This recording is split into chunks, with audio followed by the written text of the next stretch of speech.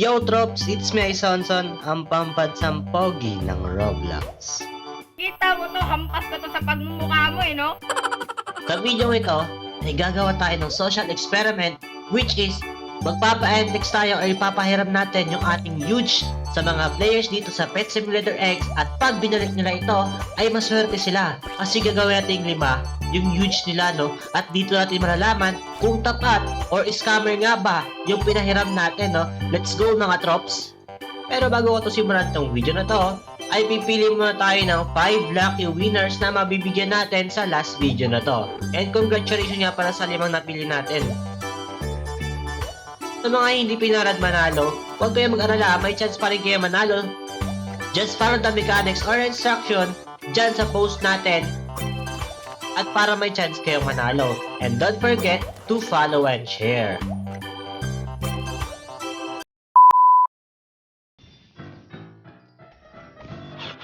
Target locked.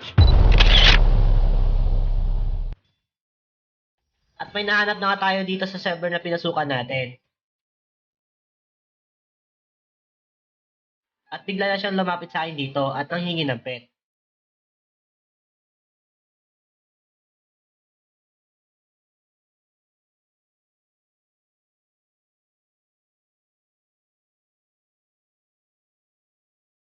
Sinabi ko nga sa kanya dito ay wala akong huge na isa lang to, kaya hiramin niya lang for index.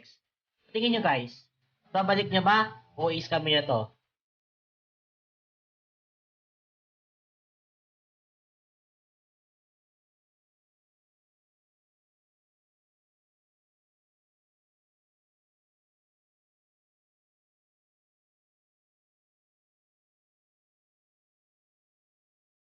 At rinid ko na nga siya dito at para mapahiram sa kanya yung pet. At dito natin malalaman kung scammer or tapat ba siya. A few moments later. At nung matrade ko na nga sa kanya at kinukuha ko na ay ayaw nyo na ibalik. Gusto niya pa kunin yung damage pet ko, pati yung Titanic ko. Stop daw kami.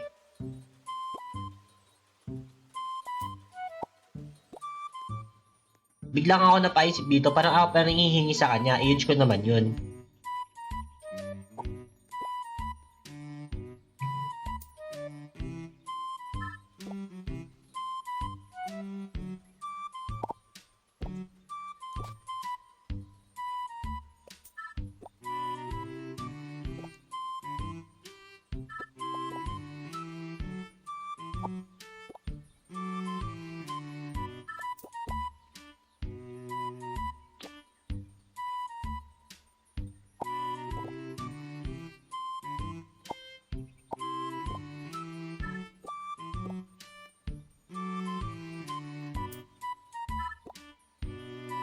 At kinansel niya na nga yung trade dito at di niya na binalik yung huge ko. Grabe sa malit na halaga nakuha niya pang mang-scam. Kaya kung binalik niya sana yan, binigyan ko siya ng 5. Oh, kita niyo yun? Kita niyo kung gaano ako kalupit? Emotional damage!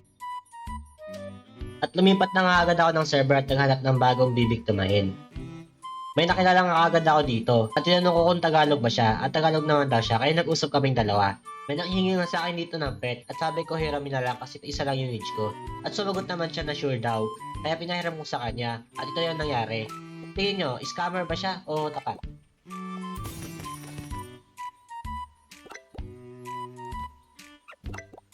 Trinade ko na nga dito yung huge at nag-pad siya sa akin at ito yung nangyari.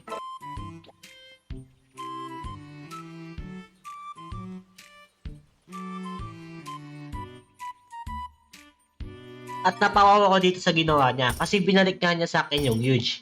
Kaya, maswerte siya ngayong araw kasi nga mabibigyan natin siya ng 5 huge sa malinis na paraan. Congratulations sa kanya.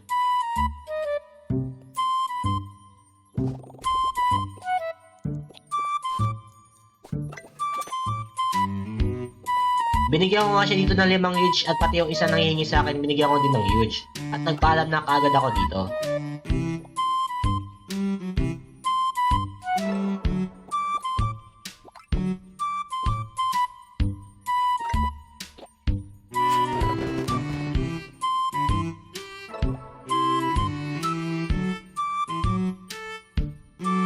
A few moments later.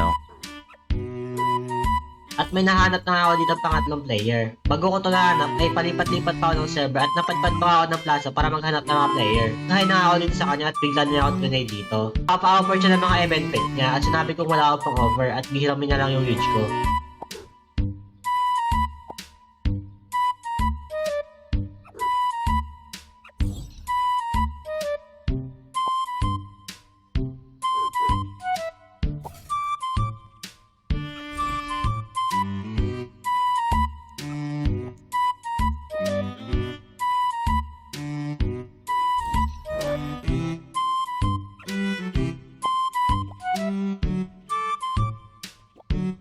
At sinabi ko nga sa kanya dito na hiramin na lang yung niche ko for index.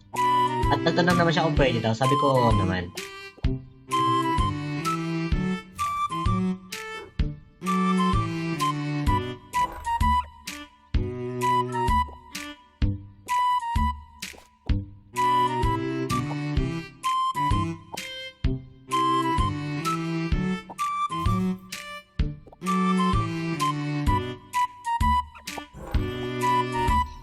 At sinabi ko nga sa kanya dito na hiramin na lang yung niche ko for index. At nagtanong naman siya kung pwede daw. Sabi ko oo naman. Pinahiram ko na nga sa kanya dito yung huge at trinade ko na siya. At ito yung nangyari. Sa tingin nyo, scammer ba siya o tapat? Ayun mga trops, binalik nga yung huge sa atin. At bilang pa-thank you natin dahil binalik niya yung huge at pangako natin na bibigyan natin ng 5 huge, syempre, tinawag ko siya dito. Sabi ko, Cam, pumunta kami ng bank at syempre, binigyan ko siya ng 5 huge. Isa sa mga bagay na ayaw natin mawala ay yung tiwala. Sabi sa'yo, mawala na lahat, huwag lang yan. Ang hirapan yan, ang tagal bago makuha ang tiwala ng mga tao. Pero isang mali mo lang, wala na agad lahat yan. Yung tiwala kasi hindi kagaya ng load cellphone, na pag naubos, pwede ka pa magpa-reload. Pag nawala ang tiwala, ang hirap nang ibalik. At kung maibabalik mo man, iba na, hindi kagaya ng dati. At hanggang dito na muna yung video natin. Ako nga pala ulit si Sonson, and to God be the glory.